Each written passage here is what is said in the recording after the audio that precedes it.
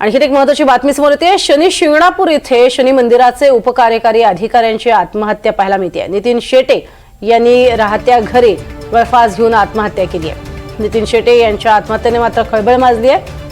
माजी आमदार शंकरराव गडाख यांचे ते खंदे समर्थक होते।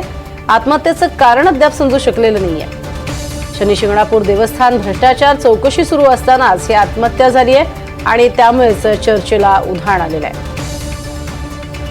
अधिक माहिती घेऊयात, प्रसाद शिंदे आमचे प्रतिनिधी आपल्या सोबत आहेत। प्रसाद, काही अधिक माहिती कळू शकली आत्महत्येमागचं काही कारण? नक्कीच प्रज्ञा, राज्यातील प्रसिद्ध असलेले तीर्थक्षेत्र आहे।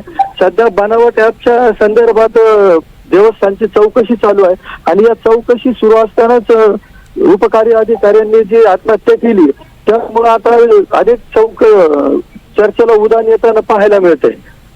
नक्कीच प्रमुख कारण अजूनही समजू शकलेलं नाहीये। काही सुसाईड नोट वगैरे लिहिलेली होती त्यांनी? नाही, अजून तरी मिळालेली नाहीये सुसाईड नोट आणि शवविच्छेदन झाल्यानंतर प्राथमिक अहवाल कळेल।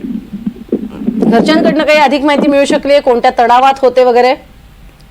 घरच्यांनी अजून बोलण्यास प्रतिसाद दिलेला नाहीये। नक्कीच, तर तुर्तास धन्यवाद प्रसाद या संपूर्ण माहितीसाठी।